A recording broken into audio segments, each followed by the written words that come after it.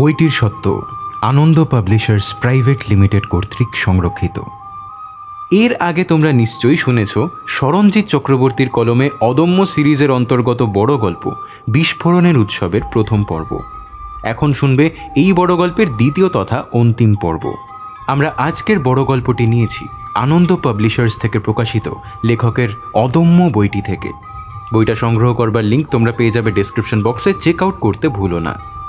গল্প শুরু করবার আগে বলে রাখি, যারা যারা আমাদের চ্যানেলে প্রথমবার এসে গল্প শুনছো বা এখনও সাবস্ক্রাইব করোনি, কি করছো? করে দাও সাবস্ক্রাইব, আর পাশে থাকা বেল আইকনটা অল করে দাও যাতে সমস্ত আপডেটস তোমরা পেয়ে যাও।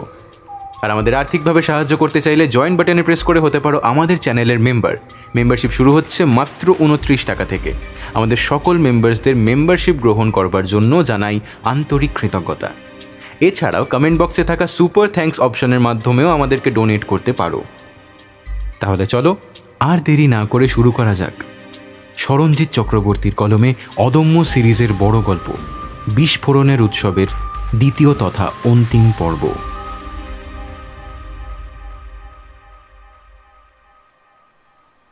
ব্রুনোর মুখটা ঠিক যেন একটা বড় সড়ো টার্কির মতো। লোকটা কথা বলে খুব কম, কিন্তু ফাদার যেখানেই যাচ্ছেন সেখানেই ঘুরছে পিছন পিছন। এক মুহূর্ত চোখের আড়াল করছে না। ফাদার চার্চের লম্বা বারান্দা দিয়ে হেঁটে সামনের বড় বাগানটায় নামলেন। সেখানেও সঙ্গে সঙ্গে চলে এলো ব্রুনো। ফাদার হেসে জিজ্ঞেস করলেন, তোমরা আমাদের নিয়ে কি করতে চাও? ব্রুনো কিছু না বলে স্থির দৃষ্টিতে তাকিয়ে রইল। ঈশ্বরে বিশ্বাস আছে তোমার? তার কাছে কি বলবে মৃত্যুর পরে? ব্রুনো এবারও কিছু না বলে তাকিয়ে রইল। ফাদার দীর্ঘশ্বাস ফেললেন। তারপর ব্রুনোর দিক থেকে মুখ ফিরিয়ে তাকালেন দূরের মা মেরির মূর্তির দিকে। নরম একটা লেবু হলুদ রোদ ছড়িয়ে আছে চারিদিকে। সেই আলোয় মা মেরির ছায়াটা কেমন যেন নীলচে লাগছে। ফাদার ঘুরে তাকালেন ব্রুনোর দিকে। লম্বা রোবের পকেটের ভিতরে হাতের মুঠিটা তার আচমকা শক্ত হয়ে উঠল। কিন্তু ফাদার নিজেকে সামলালেন। ভিয়েতনাম যুদ্ধের স্মৃতি ফিরে আসছে তার।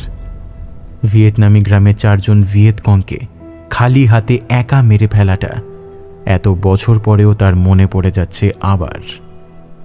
হে ঈশ্বর! ফাদার চোখ বন্ধ করে প্রভু যিশুর কথা মনে করলেন। হে প্রভু, রক্তক্ষয় বন্ধ করো, আমায় শান্ত করো। মানুষের রক্ত বড় সাংঘাতিক, সহজে তা মুছে না। All the perfumes of Arabia will not sweeten this little hand. Father দূরে পাহাড়ের দিকে তাকালেন। ভাবলেন, যদি প্রয়োজন হয় তবে কি আবার ফাদারের ভিতর থেকে বেরিয়ে আসবে ভিয়েতনাম যুদ্ধের সেই 20 বছরের দামাল ছেলেটা। সন্ধে 6টায় আরেক কিস্তির টাকা পাঠানোর পর শশীকান্তজি মাথায় হাত দিয়ে বসলেন। পিএম আমাকে ফোন করেছিলেন। এখনও টাকা পাঠাতে হচ্ছে দেখে খুব দুশ্চিন্তা করছিলেন। আমরা কিছুই করতে পারছি না। মার্কোসকে যে আমি ডাকলাম তাতে কী লাভ হলো? তবে স্যার, আদিল না থাকলে কিন্তু খুব বড় একটা বিস্ফোরণ হতে পারত। ও কিন্তু ঠেকিয়ে দিয়েছে। ওকে ডেকে একদম ঠিক করেছেন। কিন্তু প্রিমো বলে ওই লোকটাকে কি ধরতে পেরেছো? আর মাত্র 4 ঘন্টা বাকি। যদি একটা কিছু হয়ে যায় কত বড় সর্বনাশ হবে সেটা কি কেউ বুঝতে পারছে না? শশীকান্তজি, প্লিজ আপনি এতটা উত্তেজিত হবেন না। আদিল ঠিক কিছু একটা বন্দোবস্ত করবে। কিন্তু কি করবে ম্যাডাম? একটা লোক এভাবে আমাদের না যাচ্ছে। আর একবার ফোন করলেই হবে।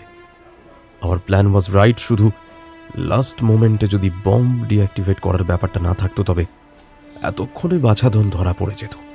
কিন্তু অতটা সময় পাওয়ার পরেও আদিল লাফালো না কেন? স্যার, প্যারাশুট নিয়ে অমন কনজেস্টেড জায়গায় লাফানোটা খুব কঠিন। কিন্তু আমরা কেন তৈরি করেছি মার্কোস? যা তুমি আমি পারবো না তা তো ওরাই করবে। কিন্তু লোকটা তো আর ফোন করছে না। কেন করছে না? আদিল তো হেলিকপ্টার নিয়ে অপেক্ষা করছে। তবে ডিফেন্স মিনিস্ট্রি যে কোনো সময় চলে আসবেন। তবে খবরটা মিডিয়া থেকে আমরা দূরেই রেখেছি। জানি না নিউক্লিয়ার কমান্ড অথরিটি কি ঠিক করবেন লঞ্চ কোডের ব্যাপারে। এমনিতেই হেলিকপ্টার নিয়ে গঙ্গার বুকে কেন লোক নামানো হয়েছে সেই নিয়ে বেশ কিছু ফোন আসছে। সমরবাবু, আমি এসব নিয়ে কিন্তু ভাবছি না। আমি ভাবছি যে মাত্র 4 ঘন্টা পরে কি হবে। আমি তো ডিফেন্স মিনিস্টারের সঙ্গে কথা বললাম লঞ্চ কোড নিয়ে। উনি বললেন যে এনসিএ হেড হিসেবে এই ব্যাপারে পিএমই ডিসিশন নেবেন। আচ্ছা পচন্দাজি, আপনি কতটা প্রিকশন নিলেন? যতটা সম্ভব পুলিশ আমি ডিপ্লয় করে দিয়েছি। এছাড়া সিআরপিএফ আর র্যাফও বলেছি, কিন্তু আচমকা ফোর্স এসকালেশন করলে প্যানিক তৈরি হবে। আর ম্যাডাম, জেনারেল হিস্টেরিয়া হলে তো বুঝতেই পারছেন কি হতে পারে। Good evening. আপনারা খুব সুন্দরভাবে বোমাটা ডিফিউজ করেছেন। Bravo bravo bravo bravo. আর এই ডলারটাও পেয়ে গেছি। তবে লঞ্চ কোডটার কি হবে বলতে পারেন? Be sensible. কোন দেশ কি নিজের পারমাণবিক অস্ত্র অন্যের হাতে তুলে দেয়? এটা সম্ভব?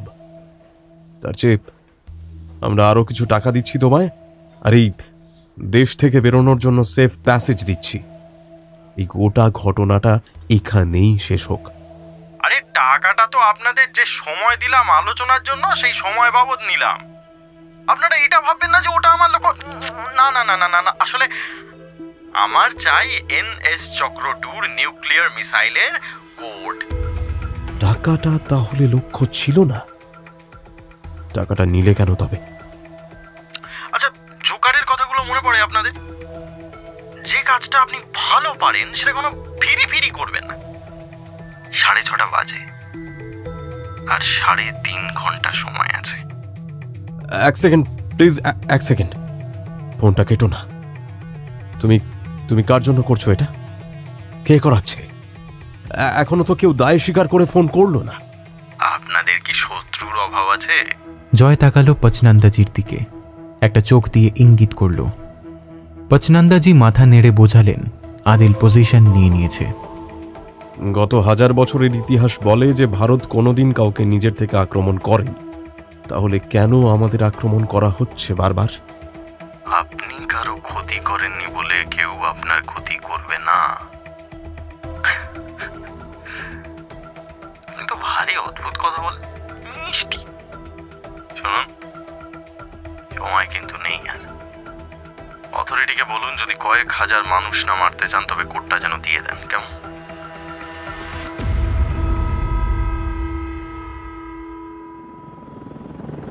কলেজ স্ট্রিটের বেশ কিছুটা উপরে হেলিকপ্টারের দরজায় ঝুলে শেষবারের মতো LED স্ক্রিনটা দেখল আদিল। খুব ভুল না করলে কলেজ স্কোয়ারের ভিড়েই লুকিয়ে আছে প্রিমো। ওর টাওয়ার লোকেশন অন্তত তাই বলছে। আর অপেক্ষা করল না আদিল, কর্ড বেয়ে দ্রুত নেমে এলো নিচে।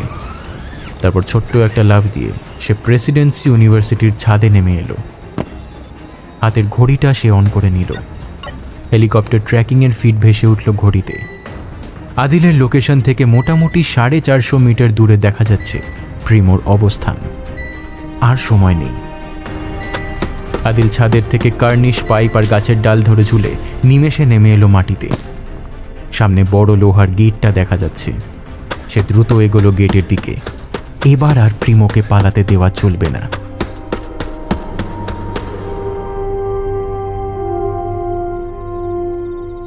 মুজফফরাবাদ, পাক অধিকৃত কাশ্মীর। কর্নেল শ্যাংওই অধৈর্য হয়ে ঘড়ি দেখলেন। তারপর সামনে বসা লতিফ শেখকে জিজ্ঞেস করলেন, এত সময় লাগছে কেন? আদৌ কি কোনো কাজে করছে? লতিফ হাসল। সামনে রাখা প্লেট থেকে কাবাবের একটা টুকরো তুলে নিয়ে বলল, আপনি বড্ড তাড়াহুড়ো করছেন। কাজ ঠিক এগোচ্ছে। আমাদের লোক ঠিক নজর রাখছে সব কিছুর ওপর। আপনি শুধু একটা ব্যাপার মাথায় রাখুন, ওই 22টা সুড়ঙ্গের অ্যাক্সেস। আমাদের আজাদ কাশ্মীরে আপনারা সুড়ঙ্গ বানাবেন আর আমাদেরই তার অ্যাক্সেস থাকবে না, তা কি হয়? হ্যাঁ, আগে কাজটা হোক, দেখা যাক আপনার লোক কতটা এফিশিয়েন্ট। আর মনে রাখবেন, কোনো প্রমাণ কিন্তু এবার রাখবেন না। 2611-এর ভুল কিন্তু করবেন না। ইন্ডিয়া কিন্তু এবার সহজে ছেড়ে দেবে না। ওরা কিন্তু আপ্রাণ চেষ্টা করবে ডিফেন্ড করার। কিন্তু ওরা পারবে না। আমাদের প্ল্যান ফুল প্রুফ। জিনিসটা নিয়ে নদী পথে পালাবে আমাদের লোক। সুন্দরবনের খাড়িতে জলদস্যুরা অপেক্ষা করছে। ওরা ঠিক বাংলাদেশের সুন্দরবনের একটা ছোট্ট বদ্বীপে এনে রাখবে আমাদের লোকটিকে। সেখান থেকেই আপনারা আমাদের ডিম্যান্ড মতো জিনিস দিয়ে নিয়ে যাবেন লঞ্চ কোড। আর হিন্দুস্তান লঞ্চ কোড না দিলে ওদের ওই উৎসব শোকে পরিণত হবে।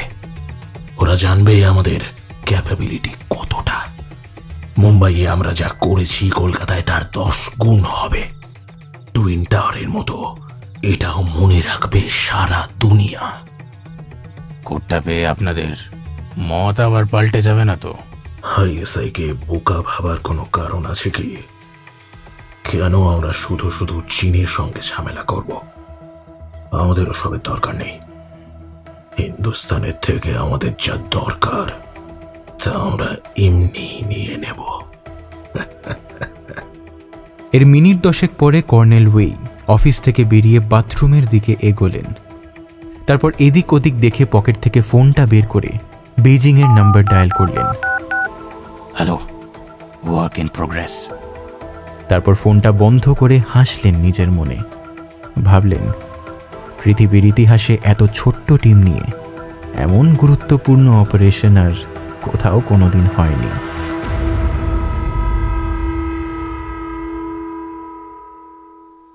ফিস, অস্ট্রিয়া। বাচ্চারা দুপুরের খাবার খেয়ে নিজেদের ঘরে ঘুমোচ্ছে। ফাদার ঘড়ি দেখলেন। বিকেল প্রায় 3:15 বাজে, মানে ভারতে এখন সন্ধে 6:45। এখানে রোদের তেজ তেমন একটা নেই। সবসময় কেমন যেন ট্যুরিস্ট গোছের একটা আমোদে হলুদ আভা লেগে থাকে আল্পসের ঠান্ডা হাওয়ায়। ফাদার দেখলেন ব্রুনো চুপ করে বসে আছে সামনে। লোকটা কেমন যেন রোবটের মতো। খুনি বলেই কি এমন? যাতে কোনো অ্যাটাচমেন্ট না তৈরি হয় সেই জন্যেই কি এমন চুপ করে দূরে সরিয়ে রাখছে নিজেকে? ফাদার জানেন ব্রুনোর কাছে এই বড় ওভারকোটের নিচে একটা ইউজি সাবমেশিন গান ঝুলছে। তাছাড়া গোটা চার্চটার বিভিন্ন জায়গায় ব্রুনো আরডিএক্স লাগিয়ে তার ডিটোনেটরের রিমোট নিজের হাতে রেখেছে। ব্রুনো একা হলেও কতটা ভয়ঙ্কর সেটা ফাদার ভালোই জানেন। জানেন যারা ওকে পাঠিয়েছে তারা জেনেই পাঠিয়েছে যে ব্রুনো একাই 100। ফাদার বাইরের জানলা দিয়ে তাকালেন। এত সুন্দর সবুজ ঢেউ খেলানো মাঠ দেখে কে বলবে যে এখানে এমন একজন খুনি এসে ঢুকেছে? কে বুঝবে নিরালা এই চার্চে পণবন্দি হয়ে রয়েছে বেশ কিছু মানুষ? ফাদার নিজের জন্য চিন্তা করেন না, তার চিন্তা ছোট্ট ছোট্ট বাচ্চাগুলোর জন্য, আর চিন্তা বহু দূরের সেই ছেলেটার জন্যেও। আচ্ছা, ফাদার কি কিছু করতে পারেন না? ব্রুনো বসে রয়েছে চুপ করে, পাথরের তৈরি একটা মানুষ যেন। কিন্তু কি করতে পারেন ফাদার? বাইরে থেকে নিজেকে শান্ত রাখলেও ফাদারের ভিতরে গোটা একটা সমুদ্র উথাল পাথাল করছে। ভিড়ের মধ্যে দ্রুত এগোতে লাগলো আদিল। হাতঘড়ির ট্র্যাকারে ও এখনও দেখতে পাচ্ছে প্রিমোর মোবাইল টাওয়ারের লোকেশন। জয় এখনও কথা বলে যাচ্ছে, মানে প্রিমোকে এখনও লাইভ করে রাখছে আর কি। আর 50 মিটার দূরে প্রিমো। ওই জিপিএস লোকেটারগুলো মোটামুটি 4 মিটারের মতো অ্যাকিউরেট, অর্থাৎ যে লোকেশনটা দেখায় তার 4 মিটারের মধ্যে লোকটি থাকে। চারিদিকে প্রচণ্ড ভিড়। মানুষ লাইন করে এগোচ্ছে প্যান্ডেলের দিকে। মিডল স্কোয়ারের জলের মাঝে করা হয়েছে প্যান্ডেল। সেখানে পাটাতন ফেলে ব্রিজের মতো করে রাখা হয়েছে যাতে মানুষে সেটা পেরিয়ে ঠাকুর দেখতে পারে। এত লোকের মধ্যে আদিল কি করে খুঁজে পাবে তাকে? ঘড়ির লোকেশন দেখে দ্রুত এগোতে লাগলো আদিল। মার্কোসের ট্রেনিংয়ে পেরিফেরাল ভিউ কি করে তৈরি করতে হয় তার শিক্ষা ওদের দেওয়া হয়েছে। তাই চোখ না ঘুরিয়েও আশপাশটা যতটা সম্ভব মেপে নেওয়া আদিলের কাছে কোনো ব্যাপারই নয়। তাই এই ভিড়ে ও দেখে নিল আশেপাশের মধ্যে 5 জন মোবাইলে কথা বলছে। তার মধ্যে 2 জন মেয়ে, আর বাকি 3 জনের একজন বৃদ্ধ আর 2 জন অল্প বয়সী ছেলে। এরা কেউই নয়, কারণ লোকেটারটা এখনও ওর থেকে 15 মিটার দূরে। আচমকা একটা কথা ধাক্কা খেলো আদিলের মনে। আচ্ছা, ও তো এগোচ্ছে, কিন্তু গত 30 সেকেন্ডে প্রিমোর লোকেশন তো বদলাচ্ছে না কেন? ভিড়ের মধ্যে যতটা দ্রুত এগোনো যায় আদিল এগোলো। মানুষকে বাঁচিয়ে তাদের ফাঁক দিয়ে দ্রুত চলে এলো জিপিএসের দেখানো জায়গাটায়। আশ্চর্য, কেউ তো নেই এখানে, তো কেউ মোবাইলে কথা বলছে না। আদিল দ্রুত ঘুরে নিল এক চক্কর। লোকেশন তো দেখাচ্ছে যে এখানেই রয়েছে প্রিমো, কিন্তু তাহলে কোথায়? আদিল আরেকটা চক্কর ঘুরতে গিয়েও থমকে দাঁড়ালো। দুহাত দূরে একটা ভিখিরি দাঁড়িয়ে রয়েছে। রাস্তার মানুষের ঢলের পাশের যে বাঁশের ব্যারিকেড দেওয়া থাকে তার গায়ে হেলান দিয়ে লাঠিতে ভর দেওয়া একজন খোঁড়া ভিখিরি ফ্যালফ্যাল করে নিজের ভিক্ষের বাটির দিকে তাকিয়ে রয়েছে।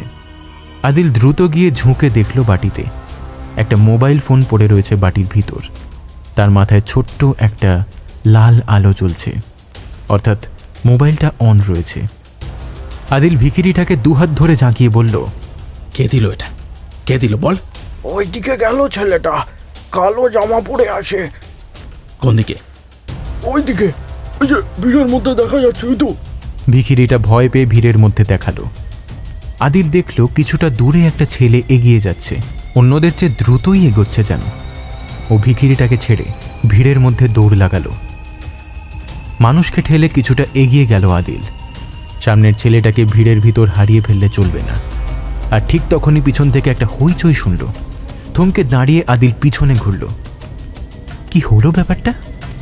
ও দেখল ভিখিরিটা দাঁড়িয়ে নেই আর, বরং রাস্তায় পড়ে রয়েছে মোবাইল, বাটি আর তার লাঠিটা। দ্রুত এদিক ওদিক তাকালো আদিল। ওই তো, খোঁড়া ভিখিরিটা দক্ষতার সঙ্গে ভিড় কাটিয়ে দৌড়ে যাচ্ছে। আদিল আর সময় নষ্ট না করে ধাওয়া করলো ভিখিরির ছদ্মবেশে থাকা প্রিমোকে। ছেলেটা খেলছে, ওদের সঙ্গে এমন করে কানামাছি খেলছে, কিন্তু কেন? দৌড়ের ভিতরেই প্রশ্নটা মাথায় এলো আদিলের। প্রিমো ভিড় কাটিয়ে দৌড়ে যাচ্ছে কলেজ স্ট্রিট মোড়ের দিকে। আদিল গতি বাড়ালো। সামনে দাঁড়ানো 4 জন ছেলেকে অবহেলায় ছিটকে দিয়ে ও অনায়াসে টপকে গেল বাঁশের ব্যারিকেড। প্রিমো ব্যারিকেডের তলা দিয়ে গলে রাস্তায় চলে এলো। সার দিয়ে দাঁড়ানো ট্যাক্সি, অটো আর বাসের ভিতর দিয়ে দৌড়াতে লাগলো এঁকে বেঁকে। চারপাশের লোকজন দেখছে। সামনে দাঁড়ানো 2 জন পুলিশ ভিড়ের ভিতর এগিয়ে গিয়ে ধরতে গেল প্রিমোকে। প্রিমো শরীরটাকে আচমকা নিচু করে দিয়ে হাতটা ঘোরালো। 2 জন পুলিশ ছিটকে গিয়ে পড়ল পাশে দাঁড়ানো একটা অটোর গায়ে। আদিল দেখলো এইভাবে ধরা যাবে না তাকে। ও চট করে লাফিয়ে হলুদ ট্যাক্সির ডিকি বেয়ে উঠতে গেল ছাদের উপর। তারপর এক গাড়ি থেকে অন্য গাড়িতে লাফিয়ে লাফিয়ে চলতে লাগলো। বাসের হাতল ধরে ঝুলে অটোর সামনের চাকার উপর ভর দিয়ে ছিটকে ট্যাক্সির মাথায় উঠে প্রিমো এগোতে লাগলো দ্রুত। কলেজ স্ট্রিট মোড়ের কাছে এসে আচমকা প্রিমো বাঁ দিকের সরু গলিটায় ঢুকে গেল। পুজোর আলো সত্ত্বেও এই গলিটা বেশ অন্ধকার। প্রিমোকে সেখানে ঢুকতে দেখে আদিল ট্যাক্সির মাথা থেকে লাফিয়ে ফুটপাত ঘিরে রাখা লোহার রেলিং টপকে দৌড়ালো সেদিকে। 2 জন মানুষ ছিটকে পড়ে গেল রাস্তায়। আশেপাশের লোকজনও নিজেদের বাঁচাতে এর ওর গায়ে গিয়ে পড়ল। কেউ কেউ চিৎকার করে উঠল, গালাগালিও দিল কয়েকজন, আবার কেউ চোর চোর বলে হল্লা করে উঠল। আদিল সেদিকে কিছুতেই কান দিল না। সামনের গলিটা আবছা অন্ধকার।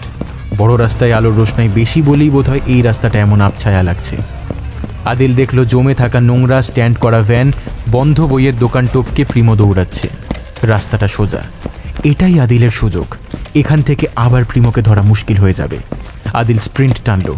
10 সেকেন্ডের কাছাকাছি সময় ও 100 মিটার টানতে পারে যে কোনো অবস্থায়। এইখানে দৌড়টা শুরু করলো। সামনের রাস্তাটা ইংরেজি টি অক্ষরের মতো হয়ে গিয়েছে। বাঁ দিকে গেলে আরও গলির ভিতরে ঢুকে গিয়েছে পথ, আর ডান দিকে গেলে এমজি রোড। প্রিমো প্রায় পৌঁছে গিয়েছে রাস্তার মুখে। আদিল গতি বাড়ালো। দূরত্ব কমছে খুব তাড়াতাড়ি।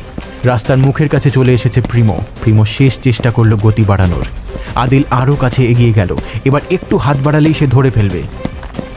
রাস্তার মোড়ের থেকে ডান দিকে বাঁক নেওয়ার চেষ্টা করলো প্রিমো। আদিল সামনে হাত বাড়িয়ে প্রায় ছুঁয়ে ফেললো ওর জামা, কিন্তু ঠিক তখনই রাস্তার বাঁ দিক থেকে একটা সাইকেল আচমকা বেরিয়ে এসে ধাক্কা মারলো আদিলকে। ব্যাপারটা বুঝতে ওর সময় লাগলো একটু। আদিল দেখল হঠাৎ ওর পায়ের তলা থেকে মাটি সরে গিয়েছে আর ও পড়ে যাচ্ছে রাস্তায়। ওর পাশে উল্টে পড়েছে সাইকেল সমেত চালক ছেলেটা। প্রিমো একবার পিছনে তাকালো, তারপর গতি বাড়িয়ে বড় রাস্তার দিকে দৌড়ে গেল। আদিল শোয়া অবস্থাতেই কোমর থেকে একটা জিপিএস ডট গান বের করে নিমেষের মধ্যে সেটা চালালো দূরের থেকে দূরে চলে যাওয়া প্রিমোর দিকে লক্ষ্য করে। প্রিমো বুঝলো না, কিন্তু একটা ঘড়ির ব্যাটারির মতো জিপিএস ডট ছিটকে গিয়ে আঠার সাহায্যে আটকে গেল ওর প্যান্টের ব্যাক পকেটের গায়ে। আদিল মাথা নাড়ল, তারপর সাইকেলের ছেলেটাকে নিয়ে উঠে দাঁড়ালো। সামনের রাস্তাটা ফাঁকা। প্রিমো আবার মিশে গিয়েছে কলকাতার ভিড়ে, কিন্তু এবার আর হারিয়ে যেতে পারবে না। ও জনসমুদ্রে ডুবে থাকতে আর পারবে না। আদিল নিজের ঘড়িটাকে আবার অ্যাডজাস্ট করল। আর একটা বাসের ভিতর প্রিমোর ব্যাক পকেটের গায়ে আটকে থাকা ডটটা সচল হয়ে উঠল। আদিল ওর ঘড়ির স্ক্রিনে দেখল প্রিমো এগিয়ে যাচ্ছে সেন্ট্রাল অ্যাভিনিউয়ের দিকে। আদিল আর অপেক্ষা না করে মোবাইল বের করে কল করল জয়কে।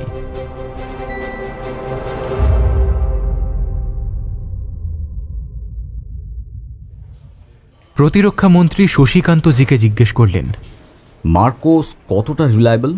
He is our best hope sir. আমি পিএমের সঙ্গে কথা বলেছি।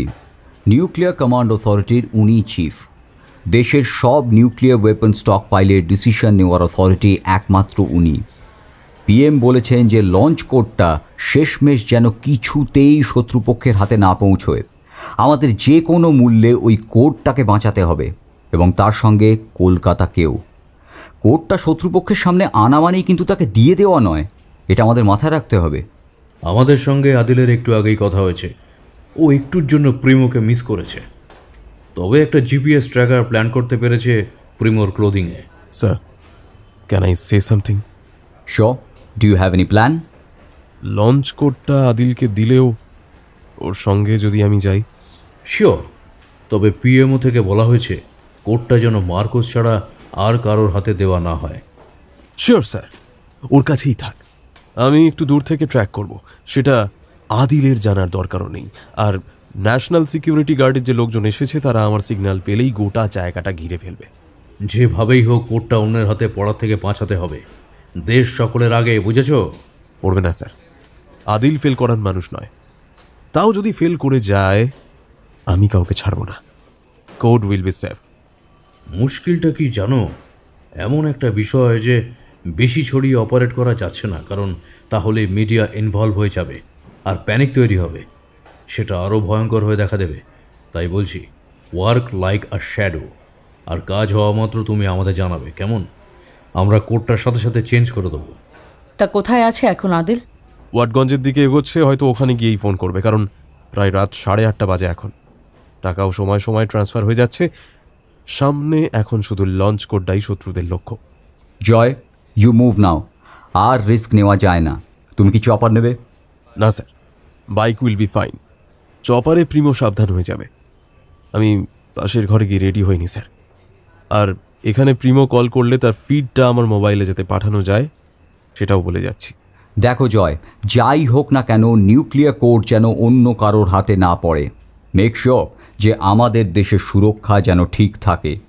জয় মাথা নেড়ে দরজার দিকে এগোতে গেল, আর ঠিক সেই সময় টেবিলের উপর রাখা ফোনটা বেজে উঠল শব্দ করে।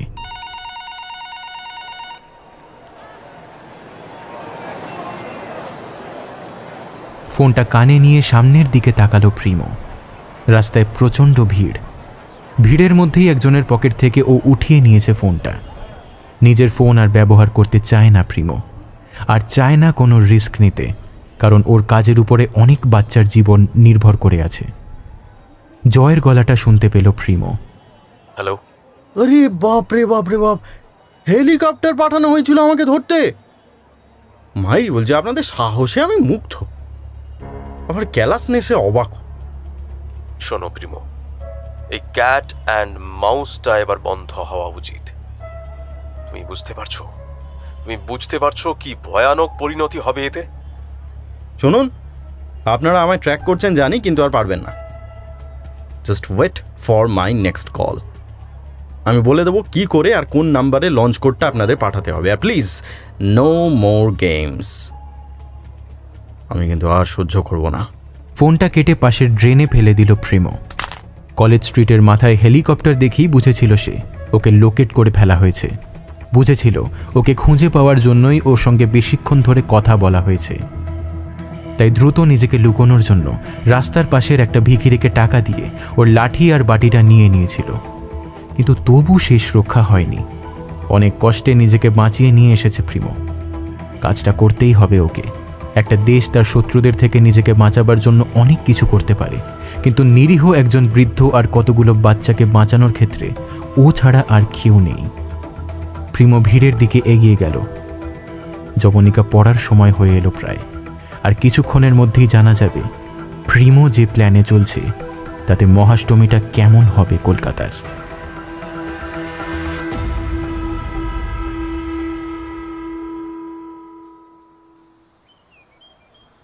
ফিস, অস্ট্রিয়া। চার্চের ঘন্টার টাইমার রিসেট করে হাতঘড়ি দেখলেন ফাদার। বিকেল শেষ হয়ে আসছে প্রায়। সন্ধ্যের সারমনের সময় জানবার জন্য একটু পরেই বড় ঘন্টাটা বাজবে। ঘন্টাটা বিশাল বড়, বিসমার্কের সময় থেকে আছে এই গির্জায়। গোটাটা ব্রোঞ্জের তৈরি, আর সঙ্গে দুটো হাতুড়ি আছে, একটা বড় অন্যটা ছোট। ঘন্টাটা আগে দড়ি টেনে বাজাতে হতো, এখন অবশ্য টাইমার দিয়ে বাজানো হয়। কোটের পকেটে হাত ভরে ব্রুনো ছায়ার মতো লেগে রয়েছে পেছনে। ওর পকেটে ইউজি রিমোট আর মোবাইল ফোন রয়েছে। বাচ্চারা নিজেদের মতো রয়েছে, তারা জানেও না একজন আততায়ী ঘুরে বেড়াচ্ছে তাদের আশেপাশেই। ফাদার জানেন ওই দিকের কাজে একটু গোলমাল হলেই ব্রুনো নিমেষে ওদেরকে সাফ করে দেবে। ফাদার লিফটের দিকে এগোলেন। এটা সোজা উঠে যায় ঘন্টার কাছে প্রায় 5 তলার উচ্চতায়। ব্রুনো অবাক হলো একটু। ও যে সময় ধরে এখানে আছে তার মধ্যে এই প্রথম ফাদার এই লিফটের দিকে যাচ্ছেন। সে জিজ্ঞেস করল, কি হলো, লিফটের দিকে যাচ্ছেন কেন? ঘন্টার টাইমারটা সেট করার পরেও উপরে একটা রিসেট বাটন আছে, ওটা ঠিক করতে হয়। তুমি তো আর কাউকে এই অংশে আসতে দিতে চাও না, তাই আমাকেই তো যেতে হবে ওটা ঠিক করতে, তাই না? আচ্ছা ঠিক আছে, চলুন। শুনুন, ফানি কিছু করতে গেলে কিন্তু আপনার সামনে সবকটা বাচ্চাকে ছিঁড়ে ছিঁড়ে মারবো আমি, তারপর মারবো আপনাকে। জানি তো, আমার এই অশক্ত শরীর নিয়ে খালি হাতে ফানি আর কি করতে পারি আমি। ব্রুনো কিছু না বলে চুপচাপ ফাদারের সঙ্গে উঠে গেল লিফটে। লোহার জাল লাগানো লিফট, অপূর্ব সুন্দর ফিস গ্রামটাকে উপর থেকে আরও সুন্দর লাগছে। উপরে লিফট থামার পর ফাদার বেরিয়ে এলেন লিফট থেকে। ব্রুনো পিছন পিছন বেরোলো। সামনে বিশাল বড় ঘণ্টা, প্রায় 18 ফুট উঁচু, দানবের মতো দেখতে। লিফট থেকে ঘণ্টায় যাওয়ার রাস্তাটা একটু বিপজ্জনক। সরু একটা ব্রিজ পেরিয়ে যেতে হয় ঘণ্টার দিকে। ঘণ্টার মাথার উপর ক্যানোপি আর চারপাশটা ফাঁকা, খুব সাবধানে যেতে হয় সেখানে। ফাদার ব্রিজের দিকে এগোলেন। ওখানে যাচ্ছেন কেন? এদিকে। রিসেট বাটনটা তো ওই দিকেই আছে। তুমি কি ভাবছো এই বুড়ো বয়সে আমি এইখানে কি করতে পারি? তুমি এখানে দাঁড়াও, আমি বাটনটা রিসেট করে ফিরে আসছি। আমি আপনাকে একা ছাড়ছি না, নো ওয়ে। আপনি সামনে থাকুন, আমি পিছনেই আছি। তাড়াতাড়ি করুন, এত সময় লাগছে। ব্রুনো পিছন থেকে আলতো ঠেলল ফাদারকে। এই ধাক্কায় ফাদার সামান্য টলে গেলেন। তারপর ব্রিজের রেলিংটা ধরে এগোলেন। হাতঘড়িটা দেখলেন আবার, তারপর আলতো করে খুলে নিলেন কানের হিয়ারিং এইডটা। ঘণ্টার ক্যানোপির নিচে এসে দাঁড়ালেন ফাদার। 4টে পিলারের উপর ক্যানোপি, সেখান থেকে ঝুলে আছে বিশাল বড় ঘণ্টা। তার চারিদিকে ফাঁকা, কোনো দেওয়াল নেই। ফাদার ঘুরে দেখলেন ব্রুনো এসে দাঁড়িয়েছে ক্যানোপির তলায়। প্রচণ্ড হাওয়ায় ওর কোটটা উড়ছে। ব্রুনোর দিকে তাকিয়ে ফাদার একবার হাসলেন। কি হলো, দাঁত বেরোচ্ছে কেন? হ্যাঁ, আরে তাড়াতাড়ি করুন। ফাদার কিছু না বলে হাসি মুখে আচমকা এগিয়ে এলেন ব্রুনোর দিকে। ব্রুনো বুঝতে পারল না কি হচ্ছে। ও কোটের ভেতর থেকে ইউজিটা বের করে আনলো আর রিফ্লেক্সে পিছিয়ে গেল কয়েক পা। ফাদার আরও এগিয়ে গেলেন ব্রুনোর দিকে।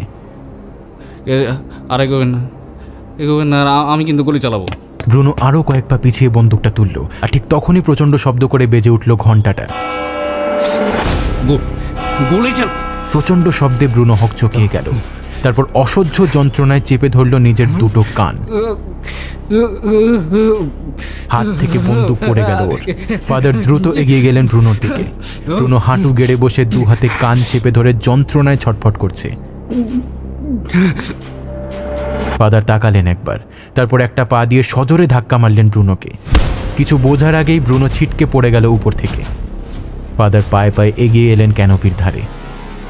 মুখ বাড়িয়ে দেখলেন নিচের ছড়ানো বোল্ডারের উপর রক্তাক্ত অবস্থায় পড়ে আছে ব্রুনো দ্য কিলার।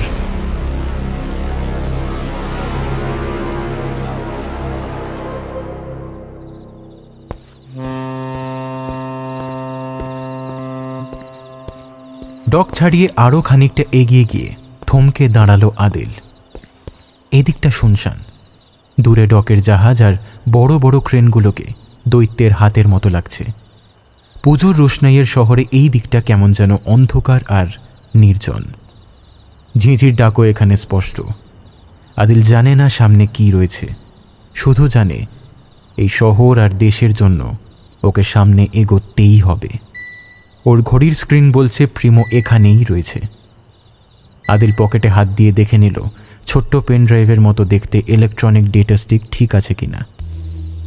রাইটার্স ছেড়ে বেরোবার সময় এটা ওকে দেওয়া হয়েছিল, আর কিছুক্ষণ আগে এটাতেই 675 ডিজিটের এনক্রিপ্টেড লঞ্চ কোড এসেছে।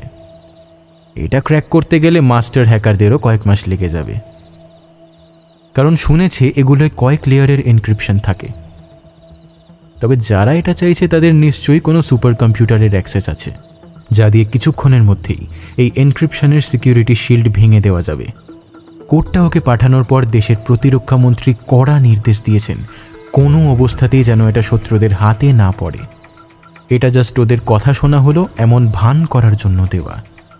আদিল জানে ও নিজে মরে গেলেও এই যন্ত্র সমেত কোডটা শত্রুর হাতে তুলে দেবে না।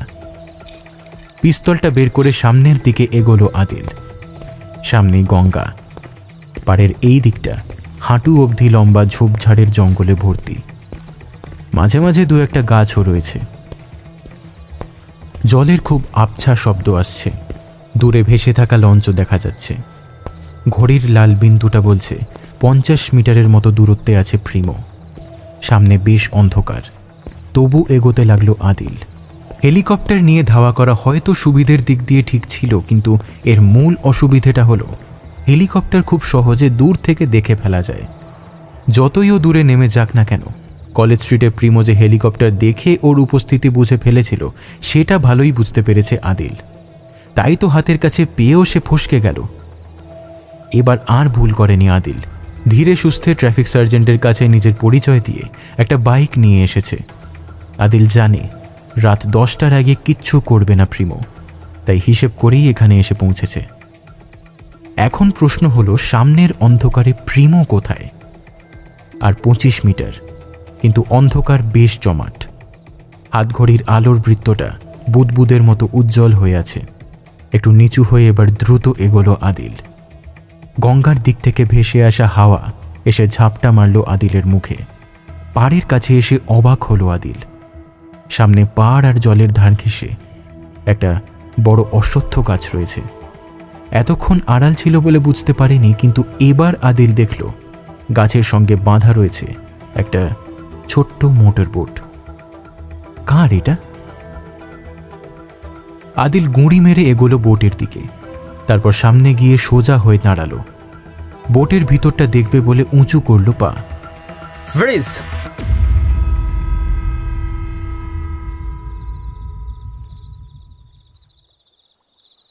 It's only October, mate. Winter is a couple of months away. Sense of humour. Okay, তার আগে পিস্তলটা ফেলে দাও মাটিতে। আদিল পিস্তলটা ফেলে সামনে তাকালো। প্রিমোকে আবছা দেখা যাচ্ছে। অন্ধকারের ভিতরে ছোটখাটো রোগা চেহারার মানুষটাকে দেখলে বোঝাই যাবে না এ এমন একজন ক্রিমিনাল। প্রিমো ধীরে ধীরে ঘুরে জলের ধারে গিয়ে দাঁড়ালো। তারপর চট করে একবার বোটটা দেখে নিয়ে লাফিয়ে উঠল ওটায়। তবে পুরোটা সময় পিস্তলটা কিন্তু ঠিক তাক করে থাকলো আদিলের দিকে। এবার কাজের কথা, কোডটা দাও। আগে বোমার রিমোট। আচ্ছা, তুমি কি দৌড়াদৌড়ি করার মতো অবস্থায় আছো বলে মনে করো? আগে রিমোট। আদিল নিজের অবস্থান পাল্টালো না। প্রিমো বাঁ হাত দিয়ে একটা ছোট্ট জিনিস আদিলের দিকে ছুঁড়ে দিয়ে বলল, এই শোনো, নাও তোমার জিপিএস ডট। একটু আগে এটার অস্তিত্ব বুঝতে পেরেছি আমি। ভেবেছিলাম কোডটা ইলেকট্রনিক্যালি ট্রান্সফার করতে বলবো, কিন্তু সিন্স ইউ হিয়ার নিশ্চয়ই তুমি নিয়ে এসেছো, তাই আর সময় নষ্ট না করে ওটা আমায় দিয়ে দাও। তুমি না দিলে তোমার মাথায় গুলি করে আমি এমনিতেই তোমার পকেট থেকে কোডটা নিয়ে নেব। আমার কাছে কোড নেই, তোমাকে ফলো করতে করতে এখানে এসেছি, ওটা আমার কাছে থাকার কথাও নয়। তাই? বেশ। প্রিমো একটা ছোট্ট কর্ডলেস টেলিফোনের মতো জিনিস বের করলো। হোল্ড ইট, এমন কিছু করো না প্লিজ। কত মানুষ মারা যাবে তুমি ভাবতে পারছো? এমন কেন করবে? বি আ হিউম্যান, মানুষের মতো ব্যবহার করো। এটা তোমার পক্ষে বলা সহজ, কারণ তোমার কিছুই ফায়ারিং লাইনে নেই। আমি সাধু নই। যখন তোমার উপর অন্য জীবন নির্ভর করে থাকবে তখন তুমি সাধু হওয়ার চেষ্টা করো, কেমন? মানে এবার দাও কোডটা, না হলে। প্লিজ এমন কিছু করো না, আমি দিচ্ছি। আদিল হাত তুলে বারণ করলো, তারপর পকেটে হাত ঢোকাতে গেল। এই সাবধান, বেশি ওস্তাদি করতে গেলে কিন্তু আমি সত্যি গোটা শহর তছনছ করে দেব। ধীরে ধীরে পকেট থেকে ছোট্ট ডেটা স্টিকটা আদিল বের করলো। এটাই আছে কোড। তাই? ঠিক আছে, ছুঁড়ে দাও ওটা আমার দিকে। তুমি রিমোটটা ছুঁড়ে দাও, আমরা দুজনেই 1, 2, 3 বলার সঙ্গে সঙ্গে ছুঁড়বো। ওকে ওকে, আমি রেডি। 1, 2, 3। আদিল ছুঁড়ে দিল ডেটা স্টিকটা, আর প্রিমো ছুঁড়ল ওর হাতের রিমোট। আবছা অন্ধকারে দুজনের দুটো জিনিস লুফে নিতে কোনো সমস্যাই হলো না। আদিল দ্রুত রিমোটটা হাতে নিয়ে দেখল। কি এটা? এটা কি? কেন, তুমি তো এটাই চাইলে। এটা তো খেলনা, আসল রিমোট কই? আসল? এটাই আসল, কারণ কোনো বোমা নেই, কোনো প্যান্ডেলে কোনো বোমাই নেই। মানেটা খুব সোজা, প্যান্ডেলে কোনো বোমা নেই। স্টেশনের নির্জন প্রান্তে বা মাঝগঙ্গায় যে বোমা ছিল কেবল সেই দুটোই আসল, আর নেই। আসল হচ্ছে তোমাদের বিশ্বাস করানো যে বোমা আছে। সেটা করাতে পেরেছি, তাই কোডটা এখন আমার হাতে। দেখো, এই পৃথিবীতে বিশ্বাসই আসল, বুঝলে? তবে কোডটা যদি নকল হয় তবে আমি অন্য ব্যবস্থা করে রেখেছি, সেটা পরে বুঝবে তোমরা। কি ব্যবস্থা? আগে কোডটা ভেরিফাই করি, তারপর সেটা বলবো। দেখো, আমি আবার কাটবো, তুমি মাথার পিছনে হাত দিয়ে একটু নীল ডাউন হও তো।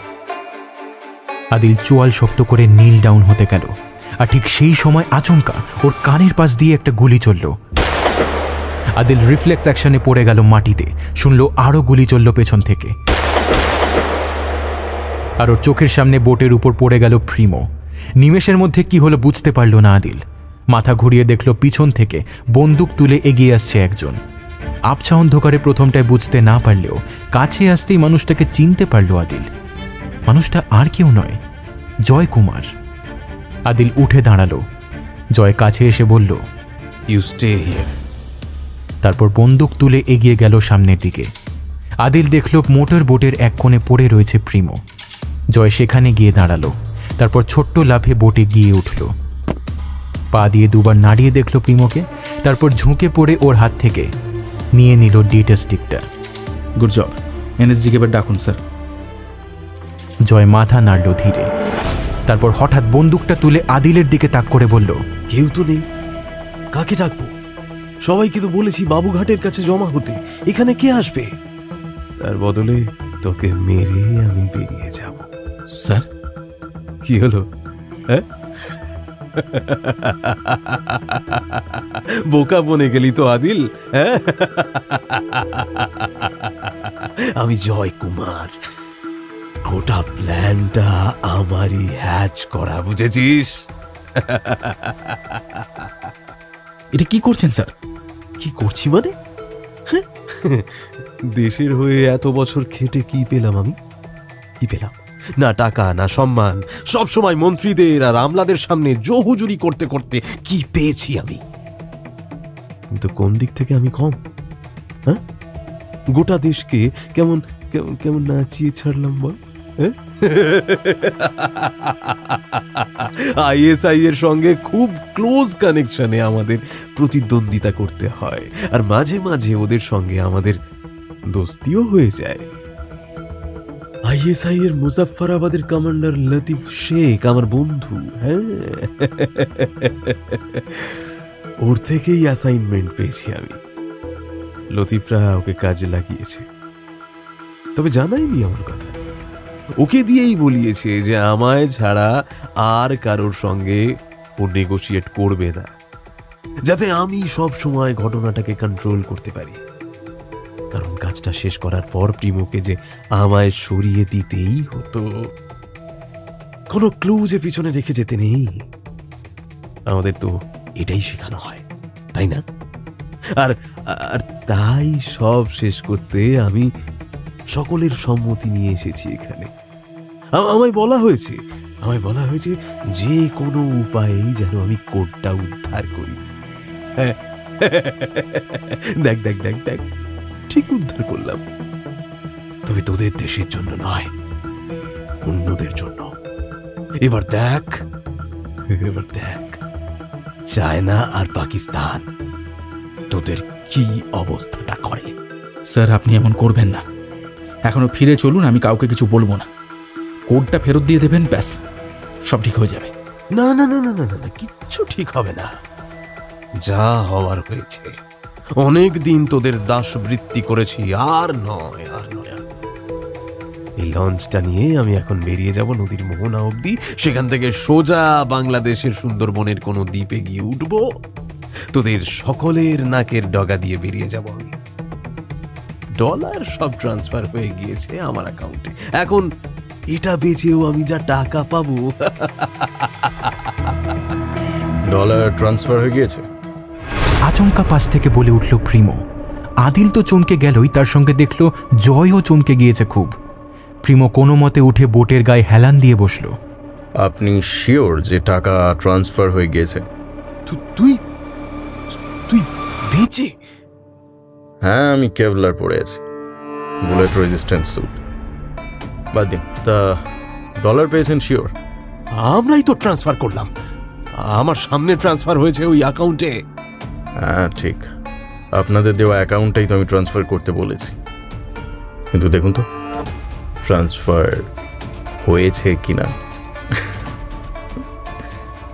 জানোয়ার, তুই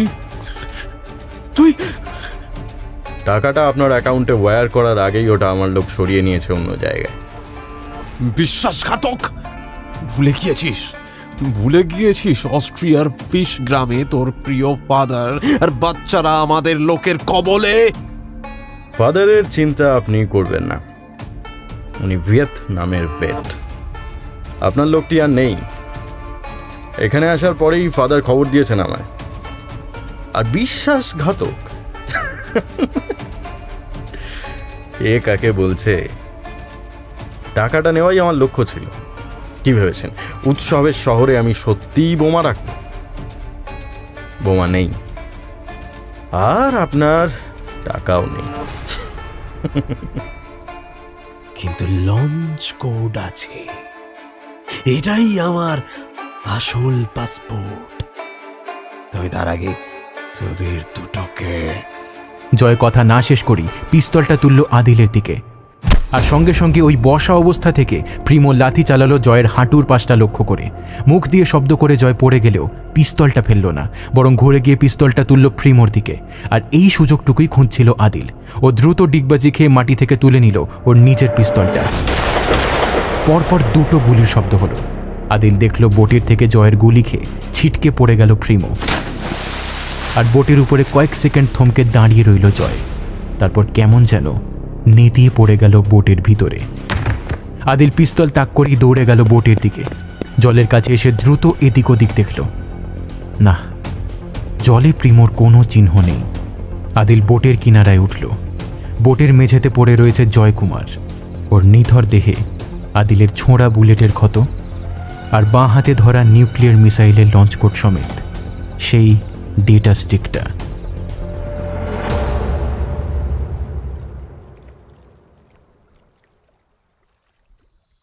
और इस समय की बड़ी মুজফফরাবাদ, পাক অধিকৃত কাশ্মীর। লতিফ শেখ মাথা নামিয়ে নিল এবার।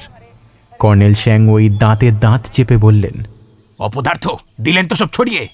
কোথায় এলো কোড? ছড়াবে না। নিউজ তো বলছে টেররিস্ট অ্যাটাক ওরা ঠেকিয়ে দিল। ইডিয়েট একটা। লতিফ জানে ওর বলার কিছু নেই। কর্নেল রাগে গড়গড় করতে করতে ফোন করলেন বেজিংয়ে। We have field. এরপর আবার আমাদের ট্রাই করতে হবে। এখন চুপ করে কিছুদিন বসে থাকা ভালো। সামনে পড়ে থাকা কাবাবটা কেমন যেন মাটির মতো খেতে লাগলো লতিফের। ও দেখল মাটিতে থুতু ফেলে ঘর থেকে বেরিয়ে গেলেন কর্নেল শ্যাং ওই।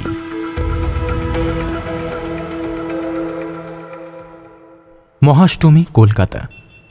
এয়ারপোর্টের বাইরে গাড়ি থেকে নেমে আকাশের দিকে তাকালো আদিল। সকাল 9টা বাজে। 9:50 কলকাতা থেকে দিল্লির প্লেনে সে উঠবে। গতকালের সাফল্যের পর আদিলকে পিএমও থেকে বিশেষভাবে ডেকে পাঠানো হয়েছে। অনেক কঠিন মিশনে বেরিয়েছে আদিল, কিন্তু এমন একটা মিশন যে ওকে কলকাতায় এক্সিকিউট করতে হবে সেটা কোনোদিনও ভাবেইনি যে ওর স্কুল জীবনের শহরটায় ওকে ফিরে আসতে হবে, তাও আবার এমন একটা ভয়ঙ্কর পরিস্থিতিতে। তবে শেষটা যে ভালোভাবে হয়েছে সেটাই আসল কথা। বোটে জয়ের মৃতদেহ সামনে রেখেই রাইটার্স কন্ট্রোল রুমে ফোন করেছিল আদিল। কিছুক্ষণের মধ্যেই এনএসজি থেকে শুরু করে পুলিশের সকলে এসে ঘিরে ফেলে জায়গাটাকে। দ্রুত সরিয়ে নেওয়া হয়েছিল বোট আর জয়ের মৃতদেহ, আর প্রিমোর মৃতদেহ খোঁজার জন্য ড্রাইভারদের সঙ্গে সঙ্গে নামিয়ে দেওয়া হয়েছিল গঙ্গায়। আদিলকে ওখানে আর না রেখে সঙ্গে সঙ্গেই গাড়ি করে ফিরিয়ে নিয়ে আসা হয়েছিল রাইটার্সে। প্রতিরক্ষা মন্ত্রী জিজ্ঞেস করেছিলেন, আর জয়ের কি হলো? Sorry sir, he is a ট্রেটার। He has betrayed our country. মানে কি হয়েছে? আদিল মাথা নামিয়ে নিয়েছিল, তারপর ধীরে ধীরে বলেছিল সব কথা। কথা শেষ হওয়ার পর সকলেই বেশ কিছুক্ষণ চুপ করেছিলেন। যা হয়েছে এতে এবার মিডিয়াতে খবর বেরোবেই। এই মর্মে যে টেররিস্ট অ্যাটাক আমরা ঠেকিয়ে দিয়েছি। আমাদের দেশের সিকিউরিটি টপ ক্লাস, তবে জয়ের কথাটা কিন্তু আমাদের মধ্যেই থাকবে। এটা কিছুতেই আমরা বাইরে বেরোতে দেব না। লোকে জানবে যে এখনো অভেদ্য। মানুষের মনে এই বিশ্বাসটা আমাদের বাঁচিয়ে রাখতেই হবে। আমাদের মধ্যে যে একটা ডাবল এজেন্ট আছে সেটা কাউকে জানতে দেওয়া যাবে না। ঠিক বলেছেন। সিকিউরিটি আসলে একটা সেন্স অফ ফিলিং। আমরা নিজেদের যতটা সিকিউর ভাবি আমরা ততটাই সুরক্ষিত। আমরা তদন্ত করে খুঁজে বার করব যে এমন কোনো রোগ এজেন্ট আরও আছে কিনা। তবে বাইরের দুনিয়াতে জয়কে তো আমরা মালাইন করতে পারি না, কারণ তাহলে আমাদের সিস্টেম মালাইন হবে। আর একটা বাজে লোকের জন্য এতগুলো সৎ নিষ্ঠাবান মানুষের ক্রেডিবিলিটি নিয়ে প্রশ্ন উঠবে। আমরা বলবো Joy died on the line of duty. সত্যিটা জানার কারোর দরকার নেই। রয়ের ওপর থেকে যেন বিশ্বাস না ভাঙে মানুষের। প্রতিরক্ষা মন্ত্রী আর শশীকান্তজি কাল রাতেই চলে গিয়েছেন দিল্লি। যাওয়ার আগে আদিলের প্রশংসা করেছেন, আর আজ আসার আগে সিএম নিজের আঁকা একটা ছবি ফ্রেম করে উপহার দিয়েছেন আদিলকে। আদিল হাতের ব্যাগটা নিয়ে এগিয়ে গেল এয়ারপোর্টের গেটের দিকে। সামনে খুব ভিড়। ইন্ডিয়ান ক্রিকেট টিম আসছে কলকাতায়। কি একটা ম্যাচ আছে একাদশীর দিন, তাই গেটের কাছে মানুষের সমুদ্র। আদিল ভিড় ঠেলে এগিয়ে গেল। সামনের 2-3 জনের সঙ্গে ধাক্কাও লাগলো ওর। একজন বয়স্ক মানুষ তো পড়েই যাচ্ছিলেন। আদিল কোনো মতে তাকে সামলে দাঁড় করিয়ে দিয়ে ভিড় ভেঙে ঢুকে গেল এয়ারপোর্টে। বোর্ডিং পাস নিয়ে ও এগিয়ে গেল ক্যাফেটেরিয়ার দিকে। সামান্য সময় আছে, একটা কফি খাওয়া দরকার। ক্যাফেটেরিয়ার সামনে গিয়ে ব্ল্যাক কফি অর্ডার দিল সে। তারপর কোটের বাঁদিকে পকেটে বোর্ডিং কার্ডটা রাখার জন্য সে হাত ঢোকালো। আরে এটা কি? হাতে শক্ত মতো কি একটা ঠেকলো আদিলের। ও বের করে আনলো জিনিসটা, একটা মোবাইল ফোন। কিন্তু এটা কার? আদিল দ্রুত এদিক ওদিক তাকালো। কোত্থেকে এলো এটা? ও দ্রুত মোবাইলের টাচ স্ক্রিনে হাত বোলালো। স্ক্রিনে ফুটে উঠল, connect me two net. Net connect করে আর বিশেষ কিছু করতে হলো না আদিলকে। ফোনটা নিজেই নানা রকম সাইটে ঢুকে বেরিয়ে শেষে একটা স্ক্রিন ডিসপ্লে করল। আদিল দেখল তাতে একটা লিস্ট দেওয়া হয়েছে। বলা হয়েছে র্যানসাম বাবদ মোট জমা পড়েছে $8 মিলিয়ন। আর সেই অর্থ $1 মিলিয়ন হিসেবে ভাগ করে পৃথিবীর বিভিন্ন প্রান্তের 8টা অরফেনেজে জমা হয়েছে। আদিল অবাক হয়ে গেল স্ক্রিনের দিকে তাকিয়ে। এটা কে ঢোকালো ওর পকেটে? কে? প্রিমো? তবে কি প্রিমো বেঁচে রয়েছে এখনো? গুলি লেগে সে কি মরেনি? তার মানে কেভলার স্যুট এবারও কি বাঁচিয়ে দিয়েছে তাকে? আর টাকাটা কি ও তবে নিজে নেয়নি, অনাথ শিশুদের মধ্যে বিলিয়ে দিয়েছে? কেমন ক্রিমিনাল এই প্রিমো? আদিল দেখল মোবাইলের স্ক্রিন আবার কালো হয়ে গিয়েছে। তারপর আচমকা সেখানে ফুটে উঠল, আবার আমাদের দেখা হবে, আবার আমরা একসঙ্গে কাজ করব কখনো কোথাও। আদিল হাসল নিজের মনে, তারপর ফোনটাকে অফ করে রেখে দিল পকেটে। সে বাইরের দিকে তাকালো।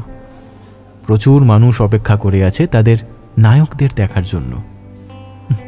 নায়ক? আদিল জানি সব নায়ককে সবসময় চোখে দেখা যায় না।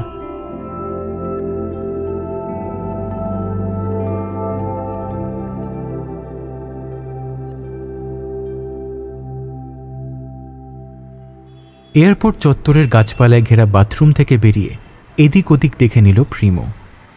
তারপর পাশের ডাস্টবিনে কাগজে মোড়ানো নকল চুল আর দাড়িটা ফেলে দিল। এখন দেখলে কেউ বুঝবেই না একটু আগে একটা বুড়ো লোক ঢুকেছিল বাথরুমে। মনে মনে হাসল প্রিমো। আদিল বুঝতেও পারেনি ভিড়ের মধ্যে ধাক্কা খেয়ে পড়ে যাওয়া বুড়োটা আসলে কে, কেন সে পা জড়িয়ে পড়ে গিয়েছিল, পড়ে যেতে যেতে কখন সে কোটের পকেটে ঢুকিয়ে দিয়েছিল ওই প্রোগ্রামড মোবাইলটা। পাশ দিয়ে একটা ট্যাক্সি যাচ্ছিল। প্রিমো হাত তুলে সেটাকে থামালো। এই বারাসাত, 100 টাকা বেশি লাগবে দাদা, পুজোর সময়। প্রিমো হাসল। $8 মিলিয়ন যে ভাগ করে দেয় তার থেকে মাত্র 100 টাকা বেশি চাইল। চলো।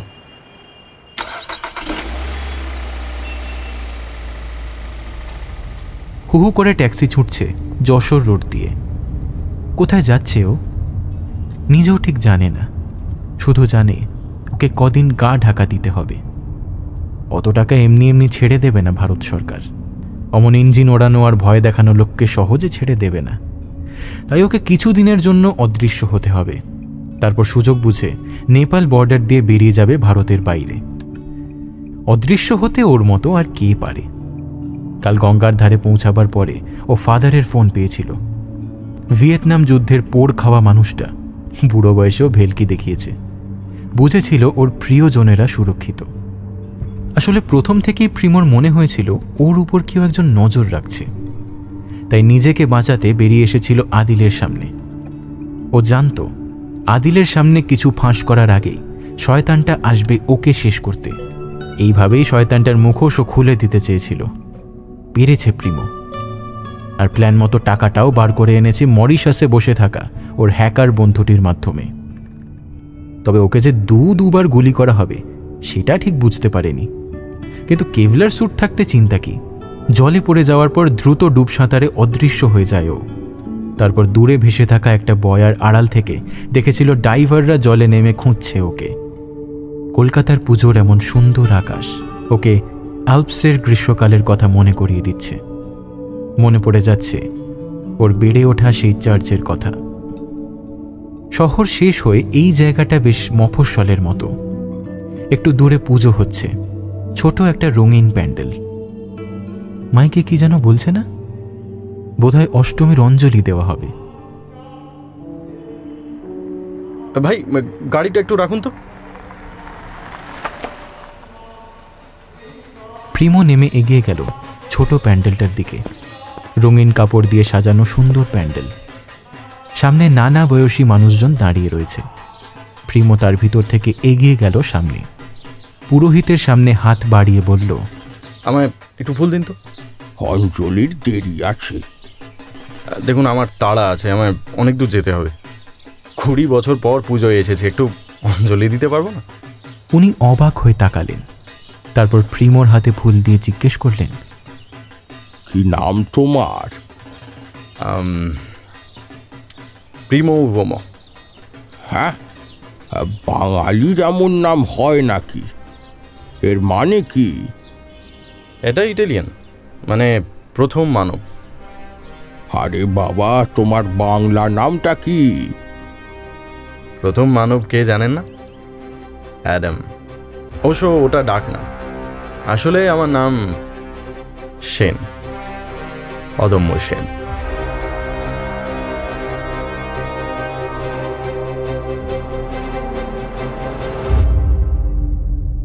সমাপ্ত হল অদম্য সিরিজের বড় গল্প বিস্ফোরণের উৎসবে। কাহিনী সরঞ্জিৎ চক্রবর্তী। গল্প পাঠে এবং কর্নেল শ্যাং ও মজিদের ভূমিকায় ছিলাম আমি অনুভব।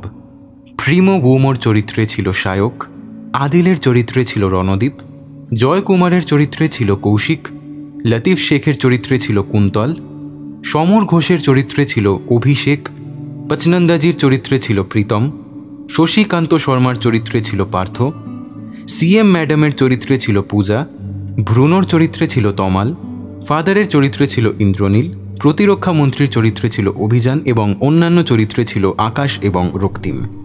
শব্দগ্রহণ এবং নির্দেশনায় ছিলাম আমি অনুভব। আবহ সৃষ্টি এবং স্পেশাল এফেক্টসে ছিল ম্যাক্স ওরফে ইন্দ্রজিৎ এবং পোস্টার ডিজাইন করেছে কভারম্যান অভিব্রত। আজকের প্রকল্পে পাশে থাকার জন্য আমরা আন্তরিক ধন্যবাদ জানাই আনন্দ পাবলিশার্স প্রাইভেট লিমিটেড কর্তৃপক্ষকে। তাহলে কেমন লাগলো আমাদের এই উপস্থাপনা বিস্ফোরণের উৎসবে? জানাও কমেন্ট করে। যদি ভালো লেগে থাকে ভিডিওটা লাইক করতে ভুলো না, শেয়ার করতে ভুলো না সবার সঙ্গে। আর চ্যানেলটা এখনও সাবস্ক্রাইব না করে থাকলে অবশ্যই করে রাখো, আর পাশে থাকা বেল আইকনটা অল করতে ভুলো না। তাহলে আজকের মতো এই পর্যন্তই। আবার আমাদের দেখা হচ্ছে পরবর্তী গল্পে। টিম থ্রিলারল্যান্ডের তরফ থেকে সবার জন্য রইল এক রাশ শুভেচ্ছা। সবাই ভালো থেকো, ভয়ে থেকো।